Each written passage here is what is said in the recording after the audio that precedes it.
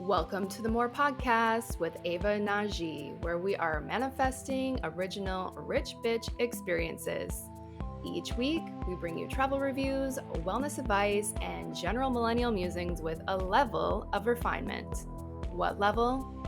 It fucking depends. Hey Najee, how are you? I'm good. How are you feeling, Ava? I'm doing well. It's a lovely sunny day in my current locale, and that always makes me feel so much better about life. So, where are you this week, Miss Carmen San Diego? What's happening? Where are you?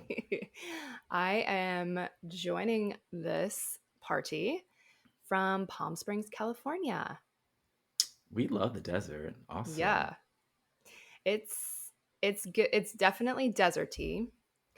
Um, when I first got here, it was like 99 degrees. Like the kind of heat where you don't feel comfortable wearing contact lenses because they might melt into your eyeballs. Ooh. But it has since dropped, and now it's a very lovely upper 80s type forecast. However, it still feels really hot. Oh my gosh. But I'm sure it's beautiful out there, right? Yes, it's very pretty. The mountains are pretty, the palm trees are pretty, the blue sky is pretty. Shall I go on?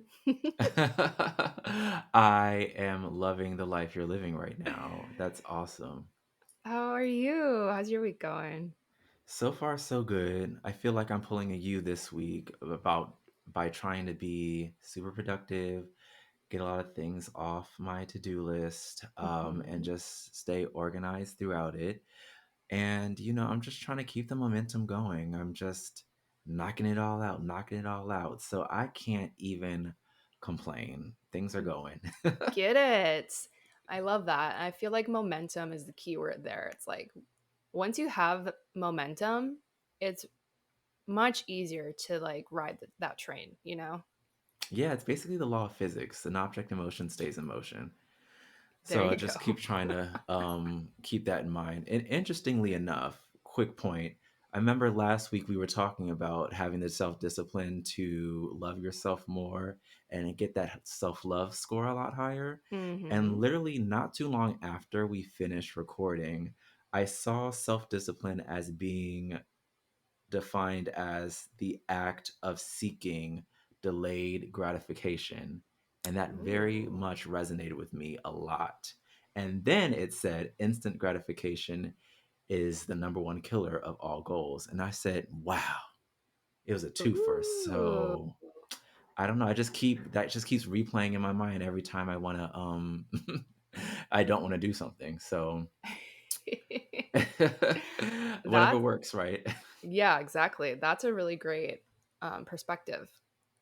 Yeah, I thought it was just so profound. I've never seen it looked at that way. So, yeah, I'm into it. We do live in such an instant gratification society So that crazy. delayed gratification is a skill to be Mm-hmm. developed, Mm-hmm. Mm-hmm. acquired, Mm-hmm. um, maintenance, probably. Yes, all that. All that. That's a good All look of for you, that. though. I know. I love that. A little nugget for our listeners today. But Ava, can you tell the people what we are talking about this week on the More Pod? Yes. So this week we are talking about digital nomading, and I'm so Awesome. excited about it. Oh my gosh. What is digital nomading? That's a great question. So, a digital nomad is literally, well, I've wanted to be this version of myself for a very long time. Mm. And I'm finally getting here. But a digital nomad is essentially someone who earns their living working online in various locations of their choosing. So I also refer to this as working from anywhere, if you've heard that term. And basically, it's traveling the world while still maintaining your business, your career. Yeah, I mean, it really depends, of course, on that like online ability Mm, to mhm. work with the internet. Awesome. So that's basically what you were doing while you were in London for the Yeah. extended amount of time you were in. That's basically what you're doing now. Yes. And basically your business is online. So that's definitely digital nomad material. Wow. Hell yeah. Wonder how that happened. It's like I planned it out or something. Well, if I wanted to be a digital nomad, basically if I wanted to be Ava Belkey, like how did I get there? Like what was your process like? That's so sweet. If you wanted to be Ava, the process was actually it was a very long process actually. So I think that the first time I had the idea or even like the thought of like what is a digital nomad, right? Because I discovered that at some point. Mm-hmm. I had picked up the book. Well, it's a combo of a couple of things, but I had picked up the book, The 4 Hour Work Week, Oh, I love um, that. right, by Tim Mm-hmm. Ferriss, which is like such an oldie now. I think it came out in like 2009. Mm-hmm. But that book was really my first sort of entry point to the concept of leaving the 9 to 5 life, which was the life that I really saw modeled to me as preferable or desirable, coming Mm-hmm. out of college. Um, Traveling, living anywhere in the world, and joining, I think the tagline's like joining the new rich, which is essentially just the online Yeah. movement. And I read that book and it really resonated, parts of it really resonated with me because at the time I was also just starting my career as a social media marketer, Mm-hmm. which of course we all know happens on the internet. So early on, I was working in the corporate setting and I realized there's like this disconnect between my job and where I was expected to do it, because at the Right. time, remote work was not popular yet. And it was like, well, no, you need to be sitting in this chair and this desk and this company in this city in this state Blah. in order to do your job. Yuck. And I remember just being really irritated about that because, Mm-hmm. that's just who I am. Um, and so I kind of like pocketed the idea away. I was like, I want to do this, but like based on my current structure, like it's not happening. Mm-hmm. And in that same role, I was working in the travel industry, as you know. And so I got to interface with a lot of travel bloggers at the time. Mm-hmm. So I also got to see, okay, well, these people are making a living. Like we are literally hiring them to come visit our hotels that we market and blog about it and post about it online. So I Mm-hmm. I had these experiences very early in my career where I was like, okay, I want that. I don't know how to get there yet, but I'm just going to kind of like make a note. And I made those notes, but instead of trying to figure that out right away, I kind of fell into the trap of the societal shoulds. So Ew. I know it's like, ew, I don't love that. But it's like, Mm-mm. you should, maintain a steady job. You should, um, like, pick a place to live and kind of like settle down. You should be concerned most with like your 401k. It's just like all those things that it's like, in order to Yeah. have a quote unquote good life, corporations want you to do XYZ. Right. And I did that X, Y, and Z for 10 years. Having like the awakening of being like, this isn't actually what I want. I've tried to make this work. I've done all the things that other people told me I should do. I have all these things, but I'm not happy. Was this around your Saturn return year at Of around 29-ish? course. Of Yeah. course. 2019 was so kind to help kind of shake this up. Mm-hmm. 2019, 2020, and 2021. Oh, definitely. And so I realized that in order to live this lifestyle, I needed to exit the corporate structure. And the way I did that was by starting my own consultancy. And even that journey, I knew longer term, it's like, and I want to travel and I want to be nomading. But Right. it took me another 2 years of really building my business and getting it off the ground before I was in a position where I could do that. And I actually had a friend, my friend Sarah, just DM'd me this morning. She had responded to one of my Instagram stories about like the palm trees or whatever is going on here in Palm Springs. And Yes. she just said, it makes me kind of emotional. She's like, this version of Ava like has arrived, like she's here. Because my friend Yes. Sarah knew that this is what I was working towards. And just 2 years ago, she reminded me, her and I were together at this retreat in northern Minnesota. And Mm, it was like the lowest point in my journey. And I was like scared and afraid. And I just felt like I didn't know what was next or if I was going to be able to do this. And so when she was mhm. like, it was 2 years ago, right now that we were at this retreat, I was just like, wow, thank you. Like, thank you for helping me realize that because it's been a journey. It's been a process that's happened for me over like the last 10 to 12 years, which is kind of crazy to think about. Um, and I think I don't know, just like helps me also realize that it's like you're always on the right path, whether or not you realize it.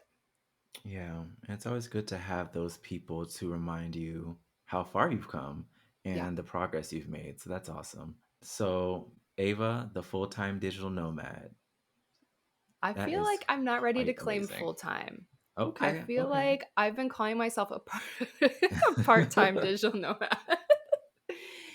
And reason being, I still have property in Minneapolis. And so, like, I don't know. I also, there are so many versions of this too, right? Like, it can Yeah. look different for everyone.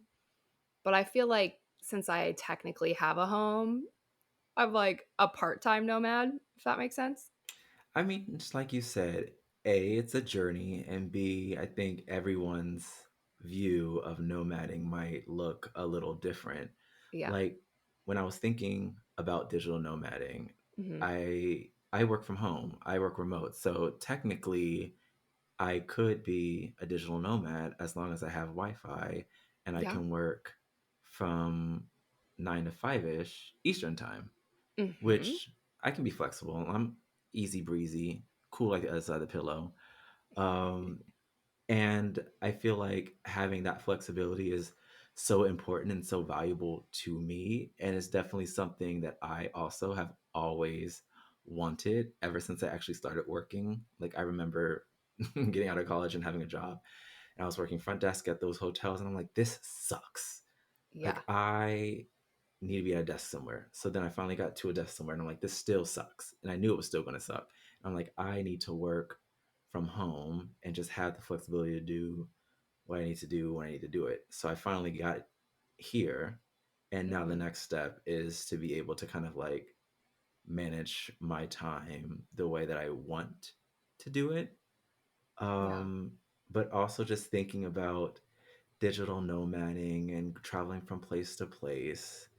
Um, my earth sign tendencies kind of rebel that a little bit, Yeah. only because I very much value a place to call home, stability, and also being a digital nomad means living a minimalistic life. And I don't have a lot of stuff, but all the stuff that I have, I like a lot. And I can't bring all my stuff everywhere if I'm traveling to a new location every 1, 2, 3, 6 months. Right. So I don't know. Maybe like maybe I can dabble in it a little bit. Maybe travel somewhere for 6 months, come back home for 6 months. But Yeah. I don't know. It seems like a really big commitment. Shout out to the people that do it, but I don't know if I can be a full time digital nomad. Well, I know. I feel you. I mean, you saw me even attempt to carry around two suitcases full of stuff, and it was a challenge. It was a sight to see, I And must I say. needed your help. Like every time we got on a train, or yeah, mostly a train, it was Yeah. a problem. Listen, those steps were not forgiving, especially with luggage. Mind the gap. Um, Seriously. so, do you feel like working in the hotel industry was also sort of your window into digital nomading, or like how did you kind of meet the idea? I definitely would attribute to working in the travel industry, working in hotels, and just having that feeling of wanderlust all the time, just looking at new places to go or looking up new countries to really guide my decisions as to how I wanted to live my life moving forward. Hmm. Again, it's a journey. I'm not all the way there yet, but I know I would love to just be on a balcony in a room somewhere overlooking the beach and the ocean and just really, really loving my life while just trying to get the work done. Hmm. And I would definitely say just the travel industry in general really made me feel like this is how I want to live. And just like you, I was interfacing with travel bloggers and influencers and people that did this for a living, and they were coming from all over the world. I had the privilege of hosting Hmm. them, taking them out to breakfast, showing them our city, showing them the hotel, and things like that. And I'm like, how can I do that? Yes. So it's been a process trying to figure out how to kind of live that life. And there's so many different ways to do it too. So Hmm. many different ways. Like you don't have to be a travel blogger. You can Right. be a social media consultant. You can be an e-commerce guru. You can be a TikToker. Like you can do anything. I think the only goals is just to have a business online, be able to grow it, and just have the want and desire to be flexible and travel. And boom, Yeah. there it is. What have some of your challenges been, I guess, when it comes to digital nomading?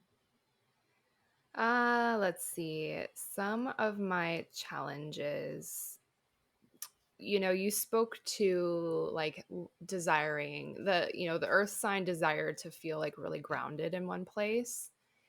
Um, and that's something I can relate to as well. I think that when we look at the basic human needs, like the hierarchy of human needs, home, like the safety and security of home and the Hmm. stability that that brings allows us to do everything else. And so choosing to ditch that Right. um, brings a whole host of challenges. And, I've got a lot of earth in my chart. Whew. But the only thing really like counteracting that for me is the Aquarius, obviously.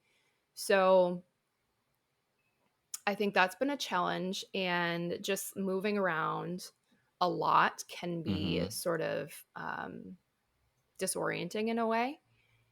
And I think what I've learned so Hmm. far Hmm. is that you should really aim to travel slow. So Okay, that makes sense.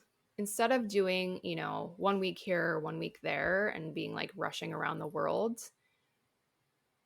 being somewhere for 3 months or even 6 months where you can really reestablish that sense of grounding and that Right. sense of home, I think would be helpful. Have I done that yet? No. However, in speaking to other nomads, like that's definitely one of the things is like traveling slower. It's like they don't they don't switch it up for less than 3 weeks at a time. And I'm like, well, that Right. makes sense. Now in London, I was in like 12 different locations over the course of the summer, which is Hmm. insane. But that's because I couldn't find anything for longer than a week at a time Right. because, I guess I didn't plan out far enough in advance for a city like that Hmm. in peak, travel season. So that's a big thing. I think a big challenge is just being able to recreate a sense of home. And I think the way you recreate it is going to vary for everyone. Like, I have some routines that some people might look out like from the outside and be like, well, why do you bring your own coffee, for example? Like, why do you travel with your own instant coffee when you could Hmm. get coffee anywhere? And I'm like, leave me alone. It's just one of my things that helps me feel like I have some consistency. So it doesn't matter if I'm in California or Atlanta or Bath. Like, I'm drinking the same coffee, and for me, that helps. Absolutely. I mean, you have to have that sense of home, because home is really where the heart is. So if you have those things that make you feel consistent and makes you feel at home, I Hmm. think it definitely makes that process a lot easier. Yes, for sure. So if you had maybe, I don't know, 5 or 6 things that people should know about digital nomading, what would those things be? Because I mean, some people, digital nomading is a completely new topic. Some people feel like it is a goal to be acquired, and some people are living the life. But I think it'd be helpful to have a couple things just to look out for. Yeah, that's a great question. I think there are definitely a lot of opinions formed around it. Mm-hmm. I think Mm-hmm. there are a lot of maybe misperceptions formed around it, and rightfully so, because it is unfamiliar to a lot of people. Right. Um, more people are living this way, but it's still definitely not, a predominant lifestyle. Mm-hmm. Like, I'm an alternative lifestylist now, which it fits. I love that for Obsessed. me. But it is an alternative lifestyle. And so I think one of those Mm-hmm. perceptions is that digital nomading is easy. Mm. And this could not be more false, honestly. It actually sounds very hard. Unfortunately. I mean, the level of self discipline alone that this has required of me is immense. And it's self discipline in all areas, right? Yeah, It's self discipline in sleep schedule, in eating well, in setting my own schedule and making sure that I'm available for my clients in their time zones. absolutely. It's again, it's like, how can I create that sense of home even though I'm choosing not to have one consistent home? Um and also, if you think about just the way, or like how much energy it takes to plan like a week long vacation, So much. when you're like, okay, I need my flights, and then I need my accommodations, and then I need to figure out like how people get around in this city. And Mm-hmm. then I need to figure out if I like, is my self service going to work here or not? There are so many of those things that go into even just planning a vacation. Like, expand that out and do that just continually In life, like in that becomes your life. life. Yeah, it's Yeah, not easy. it's not. And the thing is, some people thrive off of that change, that movement, and even the planning aspect of it. I feel like most people don't, Yeah. which is basically to your point. It's definitely not easy to kind of pick up and move every couple of months or even every year Hmm. while trying to run a business. That Yeah. sounds pretty it sounds pretty intense. And the level of self-discipline is through the roof, not only just with your routine and your work, but also just like with finances and the knowledge Hmm. that you have to like obtain. It's crazy. Yes, because there's so much temptation too. Mhm. Mhm. It's like, do I want to do those back to back spa days every few months? Like, yes, I do. Absolutely. I mean, And and I but do I know, also like need to, yeah, find somewhere to live? Yes. definitely. And I know I spent a lot of money in Europe over the past couple of weeks that I was there. So, I mean, still working on that self discipline if I was to be able to do this at any time. Well, I mean, you're really good at the planning aspect. Like, you've got this whole spreadsheets thing going on. I stole that from my friend. Shout out to her. I mean, shout out to her, because I just remember looking at a little spreadsheet, and I'm not a spreadsheet girl. Like, but I will read them. I remember looking at this little spreadsheet for Bath, and like, you had planned out by the day the key activities, like the key time blocks, and I was very impressed. And so I think that would serve you well Thank in you. this Thank lifestyle. you. I try to pick a little bit of all my friends' best attributes and in order to bake myself a little bit better. So fingers crossed. You got it. So what's another perception? We have that digital nomading is easy. Spoiler alert, it's not. What's another perception? Exactly. I think another perception is that it's expensive. Mm, And so I'd say this is both true and false. yeah, I can see that. So when you choose a country that has a lower cost of living than your own and has a currency that um, is, I guess, weaker than your own, it can be a very cost effective way to live. You also are able to eliminate some expenses. So, Mm-hmm. I parked my car for several months, took the insurance off of it, wasn't paying for gasoline, which is now $6 a gallon in Palm Springs, which is whoo, Wow, I'm screaming. I'm screaming too.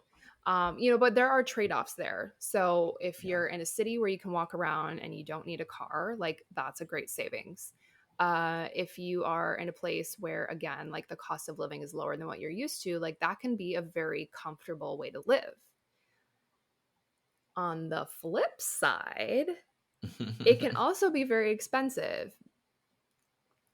Point A, our time in Europe. So, you know, that was that was us going to a country, England, Mm-hmm. where the cost of living is higher there. So they're one of the top six most expensive countries in the world, Oh yeah. or cities, London. And also, the British pound is stronger than the dollar. And so we felt that. Yeah, I definitely felt that. I felt similarly in Switzerland as well. The Mhm. Swiss franc is about as equal to the dollar, but everything's just more expensive there. Yeah, It's like living in New York, but the whole country. exactly. Yeah. Exactly. And so I think it can be expensive, if you find Mm-hmm. yourself in a certain location where it is Right. expensive. It's just fucking pricey. Totally. But it can also be very cost effective. And if that's your goal, like if that was my goal to go somewhere and live for more, to get more, for my money, like obviously I would have chosen a different location. And if that's a goal of yours, or if it's a necessity of yours to save money in the moment, like do that. Go to that place. Find out where you feel comfortable Mm-hmm. within the kind of budget, or, within that threshold of what you want to spend. Yeah, there's so many cool places. I mean, the Caribbean, Colombia, Mexico, Hmm. Chile, certain areas in Asia. I've Yeah. seen people do it all. Thank God for Instagram. And it's Right. definitely doable, and people are living comfortably and kind of living the nomadic lifestyle that they've always wanted. I feel So I think like that's pretty you dope. said, right? You said Instagram. What country comes to mind when it's like people always talk about it being so cheap to live there? Mexico. Mexico. Mexico. I Yeah. agree with that. And I also feel like I see tons of TikToks about people living in Bali. And they're Really? like, this Okay. this smoothie bowl cost me $2. Like they're just like I can see that. it's like, yes, however, it is also very, very, very far away. So like getting there, you're gonna need to factor in those flight expenses as well. So Yeah. Yeah. If it's probably like flying to Guam that only has like 3 flights there a week. yes. Which we Oh should do at some gosh. point. One of these days. So the next perception is that digital nomading is basically like being on vacation. We love a vacation. We love a vacation. However, this is false. Big false. Can you have moments, and should you have moments of vacationing in these new destinations? Yes. Mm-hmm. Should you, block out your calendar for a week when you get there or maybe a week before you leave to have a vacation? Yes. Mhm, mhm. But is it a vacation? No. I mean, if you're working, I'm not sure how much of a vacation it is. Exactly. And I think that's one of those perceptions. It's like people just see, certain things. Like they see you trying a new restaurant, or they see you going on a hike somewhere, or they see you sitting by the pool on Sunday. Like those are just those kind of micro moments of being able to enjoy where you are, which are beautiful moments. But it's like that's not, and it's just like, Instagram versus reality. It's like that's not what's happening Right. for 8 hours a day. Definitely not. Like what you don't see is me and you, like I'm propped up, I'm podcasting from a bed today, and my laptop and my mic are on top of my suitcase, and like et cetera, et cetera, et cetera. Resourceful. We love that. We love that. But you also don't see me, sharing like what I'm talking about in my private client meetings. So it is not a vacation. It should feel like that on occasion, but I think that's definitely a misperception. And I find that that's like, for some reason, what I think a lot of my family thinks. Like they think I'm just kind of like fucking around, like on vacation. I mean, honestly, it's definitely not a vacation, but if you can make your life look like one, I guess why not? Like, if you can attain the flexibility Yeah. to have these backdrops, it's definitely not a vacation, but you're doing something right. It's like KJ said, we're romanticizing our lives. I feel like in the digital age, that's all we're trying to do at this point. Exactly. Also, we don't know how much longer we're going to be here. So, Facts. Big facts. My gosh. so the next perception is one that I enjoy. And it's that digital nomading is fun. And to that, Ooh, I say, hell yeah. definitely fun. I have had more fun in the last 6 months of my life than I've had in like the collective last 6 years. That's amazing. It is. And I think it's because the things I find fun are literally what I'm getting to do when I'm not working. So, no matter where I am in the world, like for me, what's fun? Okay, try new restaurants. That's always fun. Always fun. Love eating. Traveling, fun. Number one hobby. Okay, I'm doing this as a lifestyle now. Like, how come, you know what I mean? Like, Yeah, if you can build something around the things you find fun, whether it's a business or a hobby, like, I think that's really like the ticket to life. definitely. Definitely. And that's going to look a little different for everyone. So, just at large, that's a really good nugget to take. Building your life, your business, your work around something that is fun.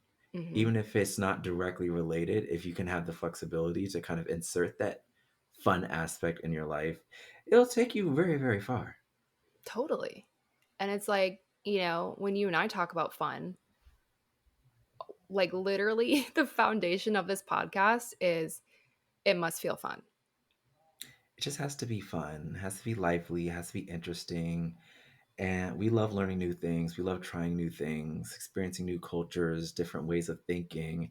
And I think that's what a lot of these conversations that we've been having do for us. Hmm. Hmm. And I always encourage like my friends, families, and even just random people I meet, like, is this really what you want to be doing? Like, is this serving a greater purpose? And where's this going to take you? Hmm. Because there's more to life. And we also don't know how long we're going to be here, as you Yes. said. So it's all about fun. And digital nomading is fun for you. And I feel Yep. like dabbling in it would be fun for me. Yes. I think you should definitely go for it. And I feel like you're going to continue to dabble in it. Oh, absolutely. Absolutely. So fun. I'm trying to think of like what have I done specifically that was fun just to give a okay, so yesterday like I sat by the pool. and I I read a love that. book.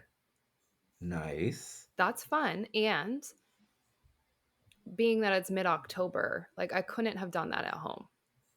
Mm-mm. It's too cold up in the It's too Midwest for cold. that. It snowed in Minnesota this week. You got to be kidding me. No, not kidding. That's crazy. I mean, it melted, but it snowed, and everyone was freaking out as they should have. I mean, I definitely would have. It's October. It's time for pumpkins, not snow. True. Right. Very true. Weird. Ew. Ooh, I also went on a little shopping excursion to a couple vintage stores, which is also something I find fun. Nice. And I met a really cool woman named Monica, Hey, Monica. and she showed me around her shop. And we started talking about like architecture, and that was fun. Sure, why not? I know. I know. So, Have you found a rose garden? I have not found a rose garden. I Okay. need to confirm whether or not roses can grow in the desert. Mm. However, I did Mm-hmm. find a rose. Nice. One of the restaurants I wanted to try um, had this outdoor seating area, and on the wall was this beautiful painted red rose. Beautiful. I know. We love that. Rose is guiding me around the world. As they should. Just a big ball of love. Do you carry your rose quartz with you when you travel? I have, so the rose quartz that I brought to last week's pod is far too large uh, for me to travel with. But right now, I mean, I do have some crystals. So right now I'm holding on to this citrine. Nice. Um, but I have some smaller ones. So I have probably, I don't know, 8 smaller ones that I keep in this little zipper pouch and I bring with Mm-hmm. me. Awesome. I love that. Okay, so digital nomading confirmed. It is fun, It but is is it fun. fun all the time? Great Like, point. is it fun all the time? Great point is not fun all the time. Mm, You know, just as in life, you have some days that are just not the best. right. And one of the things that I find interesting is like the self induced pressure to really make the most of every day, Yes. especially when you're not just at home. Mm-hmm. And it's like, I didn't feel like going anywhere yesterday. I didn't want to go find food. I didn't want to go, like, I just didn't want to do anything. Yeah. And I'm like, that wasn't very fun, but it's just that's just life. Like you still have those just very real life moments where you're like, damn, I don't feel well, or I'm tired, or fill in the blank, and you just don't want to do it. Yeah. Well, doing nothing is literally one of my favorite things. So I totally understand the self-induced pressure to live every day like it's your last, but like part of my fun is being able to travel, be somewhere and like literally not do anything. Like literally live like I'm at home. Like Yeah. maybe just walk around a little bit, see some things, and then just like lay down and watch Netflix. Yes. It's so weird, but like I want us to like stop feeling that pressure, you know? Me too. Me too. I Because think doing that's nothing a can be hard thing. fun. Hmm. So doing nothing can definitely be fun. You're good. You're good too. Yay! Okay, so you didn't feel like doing anything, but you're also like in the house by yourself. Yes. So this leads into the next perception, Ah, which is that digital nomading is lonely. hmm. I think this one can also be both true and false. And I also think this one depends a lot on your unique personality. 1,000%. Yeah. Like, I live alone, anyways. Mm-hmm. Like, I've lived alone for at least the last 9 years. Mm-hmm. And so that's my normal. I'm used to being alone. I love being able to do whatever I want whenever I want. I don't want to feel like I need to consult anyone in life to do it. You know what I mean? Like, I love Yeah. being alone. And sometimes saying that scares me, but it is how I feel. And so I actually feel less alone when I'm solo Mm-hmm. in a new place than I do when I'm alone in my home city. Yeah. And that is something I really realized this year. For some reason, there's something about being alone in my home city that feels lonely. Hmm. But when I'm nomading, I feel I feel content. Yeah.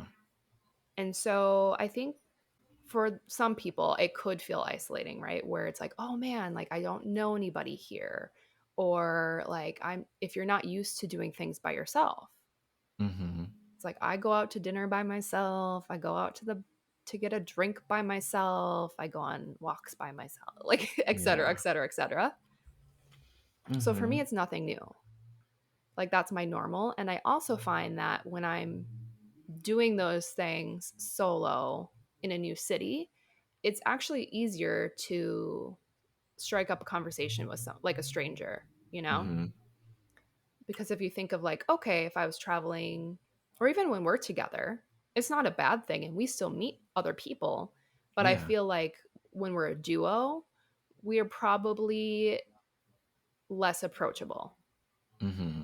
right? Because it That's looks like understandable. we're Yeah. occupied, we don't need to be talking to any third parties, whatever that perception is. Yeah. But I think it does set a different vibe. Totally.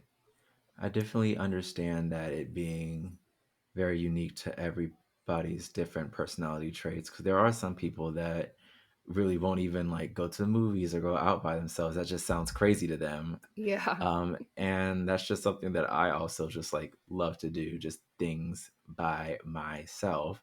Yeah. But in your travels, I've definitely come across different digital nomads that enjoy the conversation and enjoy like connecting with people, Hmm. and kind of learning their background. So I always find that interesting. There's just a lot of opportunity.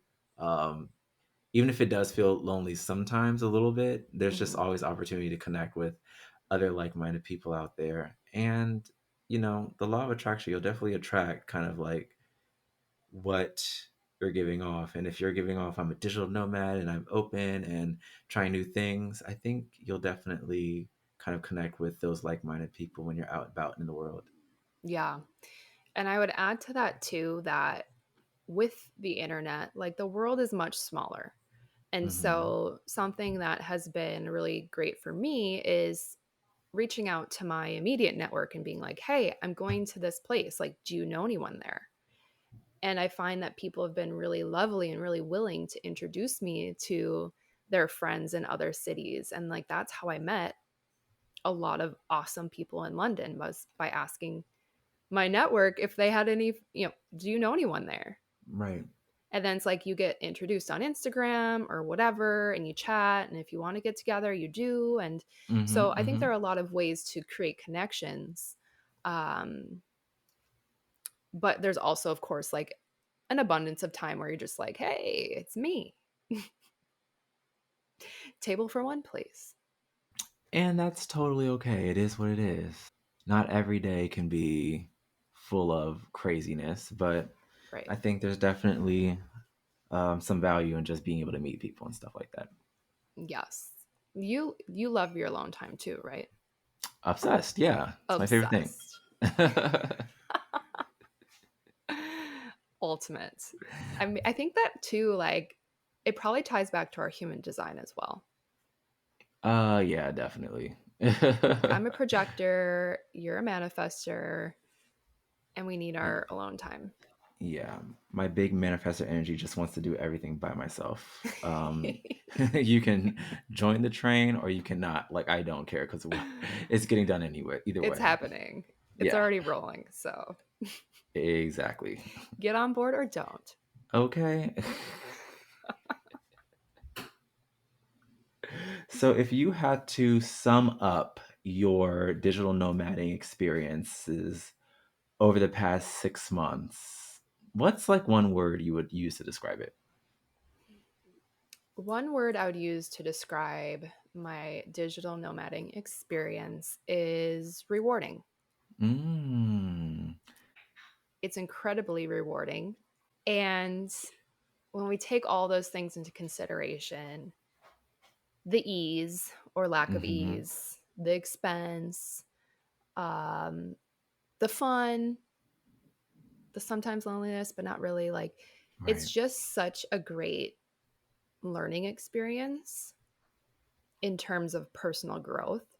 Definitely. And like, I'm a personal growth junkie. So if I can put myself in an environment or if I can create a lifestyle that truly is based on the need of personal growth, I feel like that's a sweet spot for me. And so, yes, it can be hard. Yes, it can be just hard. It's just hard, but it's also really rewarding. And it's what I love to do. Like, I love traveling more than anything else. And so I'm willing to sacrifice the stuff, The stuff. Yeah. the stuff. It's a big sacrifice. I'm willing to sacrifice the stuff and simplify my lifestyle and, maybe disconnect from sometimes my existing social circles and being okay with missing that event or this holiday because in the end, I just feel that it's such an enriching experience and I feel fortunate that I'm in a place in my life where this makes sense for me and I wouldn't have it any other way. I love that. I can definitely see the rewarding piece, especially if this is something you've always been wanting to do and Yeah. you're finally doing it. So that's perfect. And I always find just being able to travel and connect with new experiences and new people and new cultures definitely a rewarding experience that I don't take for granted. Mhm. So I think being able to kind of live in different places and work from different places can definitely add to that. Definitely a rewarding and enriching experience. Yeah. I'm obsessed with it. I love it. We're obsessed with digital nomading.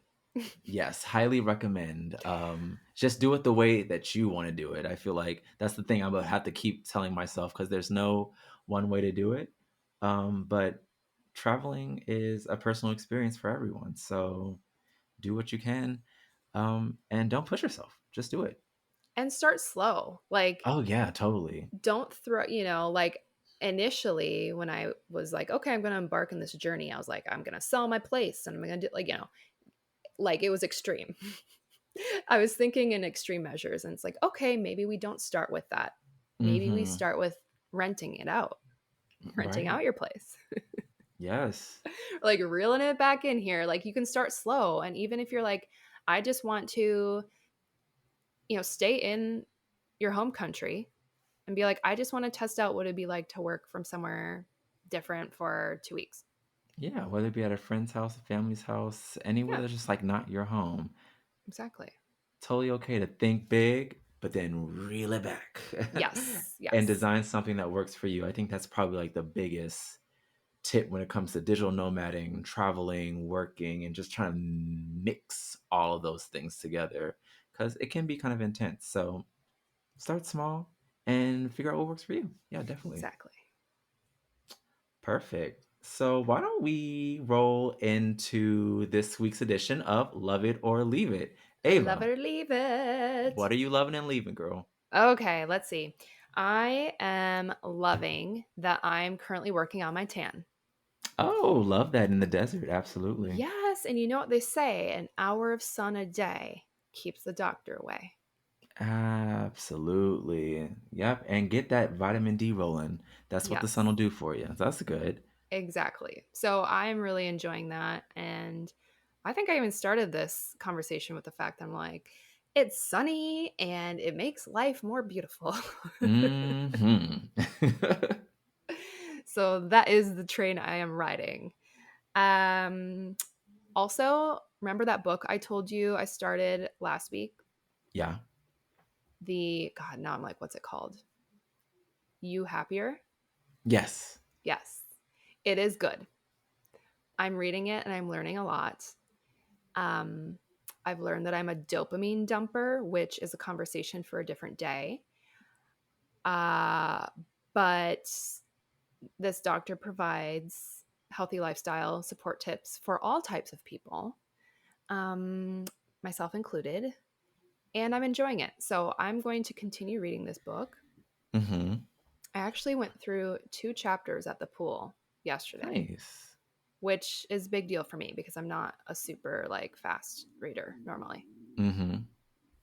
So What's a dopamine dumper? Can I just have a brief like yes, yes, description? we'll give you a preview. Yes. Actually, this is funny. Okay. So, dopamine is the chemical of more. That's how this Dr. Amen describes it.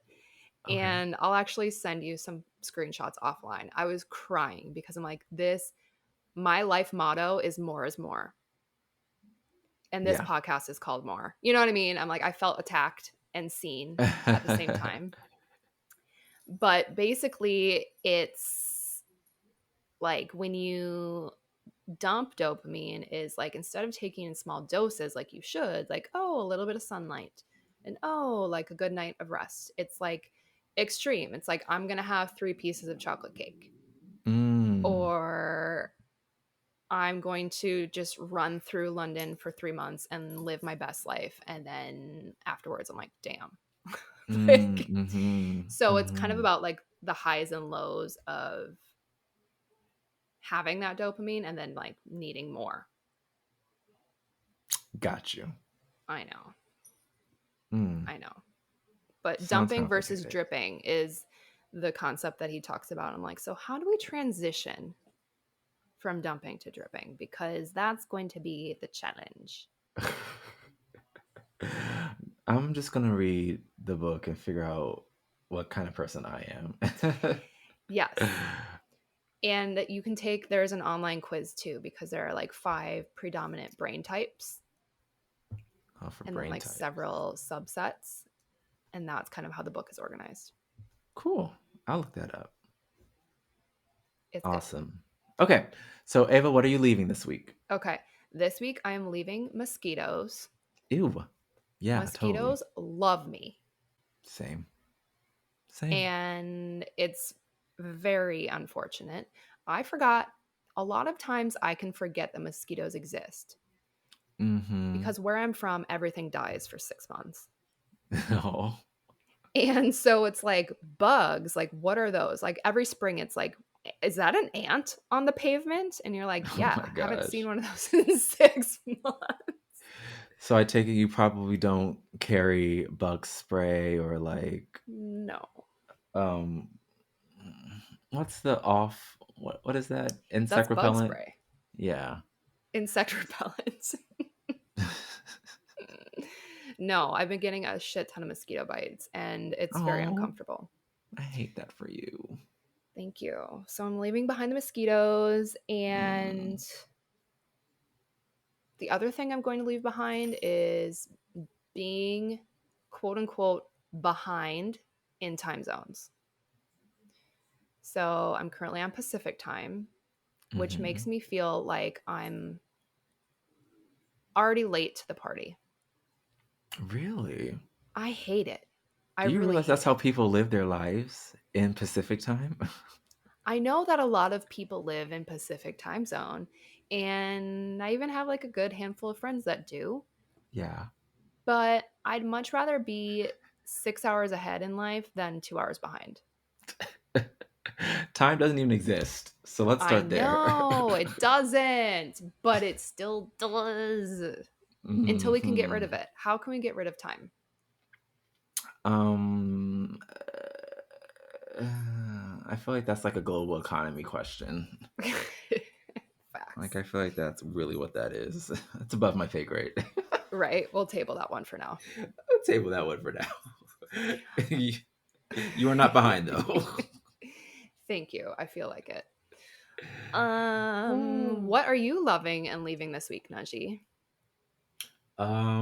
Well, BravoCon was this weekend in New York, and just so many updates from BravoCon which were just absolutely hilarious.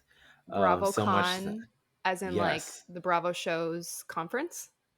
basically, yeah, exactly. So all the Bravo celebrities Oh, were wow. there. They had a whole bunch of panels. They had like a dealer's room. It just seemed very exciting to be there. So much that one of my closest friends was like, "We have to be there next year. We absolutely have to be there." And I was like, "Yeah, I'm totally here for it." And then I remembered that I hate crowds. So I was like, "Is Mm. there an online option?" Can you attend virtually? Like, is there a virtual option where I can just like look at the panels? I don't know. Um, yeah, but it seemed very fun. I'm glad everyone Okay. had a great time. So I'm loving that. This week, leaving. Every week, we're leaving idiotic politicians. And I say this because I just happened to catch some clips of their Georgia senator debate between um, current Senator Raphael Warnock and fucking Herschel Walker. And it's just fucking terrible. And Oh, I'm irritated. I really don't need to say much more about it. Even if you've been following some of the more kind of hotly contested Senate races a little bit, you kind of already know why I'm over it. We're all mhm. collectively over it. So yeah, we're just gonna leave idiotic politicians, and we're still living BravoCon. Yeah, and to that point, like there's so much on the line in this next round of elections. Like everyone needs to vote. The Voting is so midterms, important. Hmm. like even if it doesn't seem like a big race, it is because all of these small, smaller races, local races, that shit adds up. So Absolutely. if there's an election in your city, you should be voting in it. Get out there and vote. If you're not at home, make sure you cast that absentee ballot and do what you can. And definitely, definitely, definitely vote if you're in one of those states or locales where the races are super, super close. Because at that point, every vote truly does count. Yes, But every facts. vote counts in general. So get out there, Yes. vote, let your voice be heard. With that being said, thanks for listening. If you enjoyed today's episode, rate and review us wherever you listen to your favorite podcast, and tune in every Wednesday to hear the things that make us more us and discover a thing or two to make you more you. Bye. Bye.